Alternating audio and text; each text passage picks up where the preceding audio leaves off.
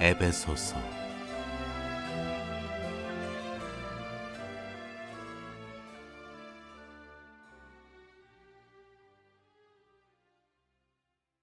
하나님을 아는 것과 하나님을 섬기는 것이 우리 삶에서 따로 놀 때가 있습니다. 우리는 온전한 인간으로 살아가도록 창조되었지만 믿음과 행함의 유기적인 일치가 깨어지는 순간 온전한 인간으로 살아갈 수 없게 됩니다. 에베소 교우들에게 보낸 바울의 편지는 죄로 난파된 세상에서 깨어진 모든 것을 두루 봉합합니다. 바울은 먼저 그리스도인들이 하나님에 대해 믿는 내용을 의욕적으로 파고든 다음에 믿음과 행위를 서로 짜 맞추려고 치료합니다. 죄로 깨어진 세상을 보면 우리 도처에 만연한 균열과 분열이 보이기 시작합니다. 우리 몸에서 상처 입지 않은 뼈는 하나도 없습니다. 마을이나 직장, 학교나 교회, 가정이나 국가에서 깨어지거나 어그러지지 않은 관계를 찾아보기 어려울 정도입니다. 손댈 곳, 짜맞출 곳이 한두 군데가 아닙니다. 그래서 바울은 예수께서 어떻게 만물과 모든 사람을 끊임없이 화해시키고 계신지를 보여줍니다. 또한 바울은 그 일이 우리 안에서 우리를 위해 이루어졌을 뿐 아니라 우리가 그 시급한 일에 협력해야 한다는 사실을 밝힙니다. 그러므로 우리는 우리의 삶의 일거수일투족이 바울이 말한 바 그리스도께서 완수하신 하나님의 계획, 곧 광대한 하늘에 있는 모든 것과 땅에 있는 모든 것을 그리스도 안에서 화해시키고 종합하시려는 원대한 계획에 임하지 한다는 확신을 가지고 의욕적으로 꾸준히 이 일에 참여해야만 합니다.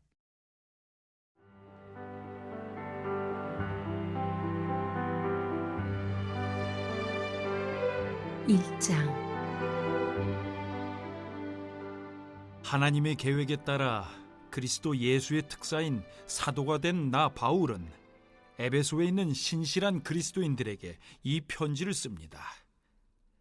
나는 하나님 우리 아버지와 우리 주 예수 그리스도께서 우리 삶에 부어주시는 은혜와 평화로 여러분에게 문안합니다.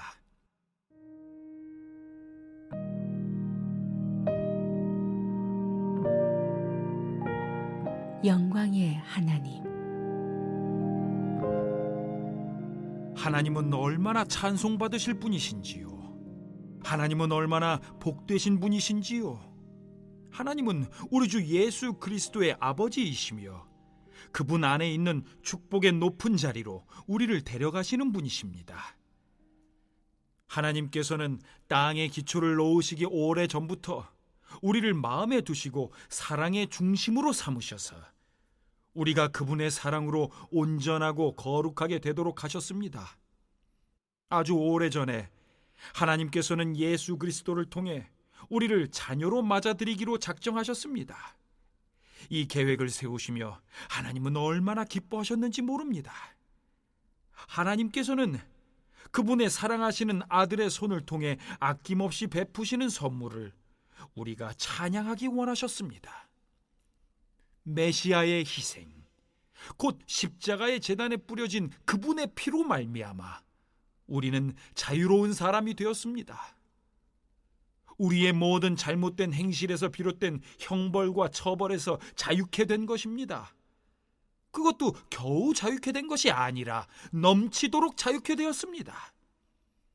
하나님께서는 모든 것을 고려하셨고 우리에게 필요한 모든 것을 공급해 주셨으며 친히 기뻐하며 세우신 계획을 우리에게 알려주셨습니다. 하나님께서는 그리스도 안에서 그 계획을 우리 앞에 활짝 펼쳐 보이셨습니다. 그것은 만물, 곧 광대한 하늘에 있는 모든 것과 땅에 있는 모든 것을 그리스도 안에서 화해시키시고 종합하시려는 원대한 계획이었습니다. 그리스도 안에서 우리는 자신이 누구이며 무엇을 위해 사는지를 알게 되었습니다. 우리가 그리스도에 대해 처음 듣고 소망을 품기 훨씬 전에 하나님께서는 우리를 눈여겨보시고 우리로 하여금 영광스러운 삶을 살도록 계획하셨습니다. 그것은 하나님께서 만물과 모든 사람 안에서 성취하고 계신 전체 목적의 일부였습니다. 그리스도 안에서 여러분은 진리, 여러분의 구원에 관한 이 메시지를 듣고 믿어 구원을 확신하게 되었습니다.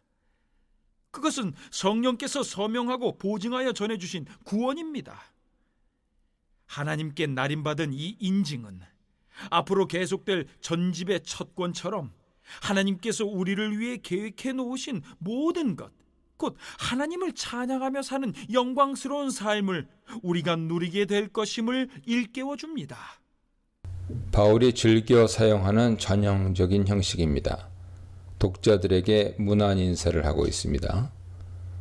먼저 자신이 사도가 된 것은 하나님 뜻으로 말미암아 된 것이라고 밝힙니다. 이는 다메섹 도상에서 극적으로 그리스도를 만나고 부름받은 개인적 경험을 회상하는 것이기도 하지만 동시에 그의 사도됨의 권위에 대해 설명하는 것입니다. 바울이 사도가 된 것은 인간 선택이나 의지로 된 것이 아니라 하나님 뜻에 따라 된 것입니다. 바울은 하나님 뜻으로 그리스도 예수의 사도가 되었습니다. 이것은 사도로 부름받은 바울 사명이 그리스도 예수를 증거하는 것임을 드러냅니다. 그는 그리스도 예수로부터 보냄받았고 또한 그를 증거하는 자로 부름받았습니다. 바울은 자신에 대한 소개에 이어 독자들이 어떤 존재들인지에 대해 설명합니다. 먼저 독자들은 에베소에 있는 성도들로 묘사되죠. 성도는 하나님의 거룩한 백성으로 따로 구별되어진 자들을 가리킵니다. 성도의 구약적인 기원은 출애굽기 19장 6절입니다. 하나님께서 이스라엘 백성을 인도해내신 목적은 그들로 하여금 하나님의 거룩한 백성이 되도록 하기 위한 것입니다. 마찬가지로 독자들이 성도로 호칭되는 것은 그들이 하나님의 거룩한 백성이 되도록 부름받았다는 것을 상기시킵니다. 거룩한 백성이 되는 것은 하나님의 선택으로 설명되기도 하고 본문 4절이죠. 그리스도의 속죄 사역으로 묘사되기도 합니다. 5장 26, 27절이죠. 선택이 거룩한 백성으로 부르시는 하나님의 뜻과 의지를 설명하는 것이라면 그리스도의 속죄 사역은 우리가 어떻게 거룩한 백성이 되는지에 대한 설명입니다. 바울은 독자들을 성도로 묘사함과 더불어 그리스도 예수 안에 있는 신실한 자들이라고 명명하고 있습니다. 성도란 표현이 우리에게 행하신 하나님의 주권적 사역과 은혜를 설명하는 것이라면 신실한 자들이란 하나님의 은혜에 대한 인간의 반응을 설명하는 것입니다. 즉, 에베소 교회의 그리스도인들이 성도로 묘사된 것은 그들이 하나님께 부름받아 그리스도의 피로 정결케 된 자들임을 설명하는 것이죠. 반면에 그들이 그리스도 안에 있는 신실한 자들로 묘사된 것은 그들이 그리스도의 복음 안에서 믿음으로 신실하게 반응하는 자들임을 드러냅니다. 하나님이 우리를 거룩한 백성으로 부르셨기 때문에 우리는 신실한 믿음으로 그리스도 안에 머무는 자가 되어야 합니다. 바울은 그러한 독자들에게 하나님 우리 아버지와 주 예수 그리스도께서 주시는 은혜와 평강이 있기를 기원합니다. 3절입니다. 문안 인사를 마친 후 바울은 우리에게 복을 주신 하나님을 찬양합니다. 바울은 먼저 찬양 받으실 하나님이 어떤 분인지 설명한 후에 왜 우리가 하나님을 찬양해야 하는지 그 이유를 설명합니다. 하나님은 우리의 주이신 예수 그리스도의 아버지시죠. 바울은 2절에서 하나님을 우리의 아버지로 묘사했는데 여기서는 예수 그리스도의 아버지로 소개하고 있습니다. 그럼으로써 우리가 어떻게 하나님의 아들이 될 수 있었는지에 대해 설명하려고 합니다. 하나님은 그리스도의 구속 사역을 통해 우리를 그의 아들로 삼으셨습니다. 하나님은 우리에게 모든 신령한 복을 주신 분이므로 우리는 마땅히 그를 찬양해야 합니다. 바울은 우리에게 주어진 복이 어떤 것인지 세 측면에서 설명합니다. 첫째, 그것은 그리스도 안에서 주신 것입니다. 이것은 하나님의 복이 그리스도의 구속 사역을 통해 우리에게 주어졌음을 설명하죠. 그리스도는 하나님이 우리에게 복을 주시는 수단이며 통로입니다. 그리스도를 통하지 않고 우리가 하나님께 복받을 수 있는 길은 없습니다. 둘째, 그 복은 하늘에 속한 것입니다. 하나님이 우리에게 주시는 복은 세상적인 복과 차별됩니다. 세상에 속한 모든 것은 부패하고 썩어 없어지는 것이지만 하늘에 속한 복은 영원하며 영광스러운 것입니다. 셋째, 하나님이 우리에게 주시는 복은 신령한 복입니다. 신령한 복이란 성령 사역을 통해 우리에게 주어지는 복을 말하죠. 이것은 성령의 역사를 통한 구원을 뜻합니다. 4절입니다. 3절에서 설명한 복이 구체적으로 무엇을 가리키는지 설명합니다. 그리스도 안에서 우리에게 주어진 하늘에 속한 신령한 복이란 하나님이 우리를 선택하여 거룩하고 흠이 없는 자가 되게 하신 것이죠. 바울은 먼저 하나님의 선택에 대해 언급합니다. 우리가 복을 받게 된 것은 우리의 의지나 노력으로 성취한 것이 아니라 하나님이 우리를 선택하신 결과입니다. 이 선택은 하나님께서 창세전에 그리스도 안에서 내리신 결정이죠. 선택의 특징은 두 가지로 설명되는데 그것은 그리스도 안에서 된 것이며 또한 창세전에 된 것입니다. 여기서 선택이 그리스도 안에서 되었다는 것은 하나님의 선택하심이 인간의 노력이나 선행과 상관없음을 의미합니다. 절대적으로 하나님의 주권적 의지를 강조하는 것이죠. 선택에 대한 이러한 설명은 독자들에게 큰 위안과 확신을 줍니다. 만약 하나님의 선택이 이 세상의 어떤 조건에 의해서 좌우되는 것이라면 변화무쌍한 이 세상을 살아가는 독자들에게 불확실성과 불안감을 줄 수도 있을 것입니다. 그러나 하나님이 그들을 선택하여 거룩한 백성이 되게 하신 것이 전적으로 하나님의 기쁘신 뜻대로 된 것이라면 그것이 얼마나 큰 위안과 소망이 되겠습니까? 바울은 하나님이 독자들을 선택하신 목적에 대해 설명하는데 그것은 우리를 거룩하고 흠 없는 자가 되도록 하기 위함입니다. 원래 거룩하고 흠 없는 자는 그리스도를 가리키는 것이죠.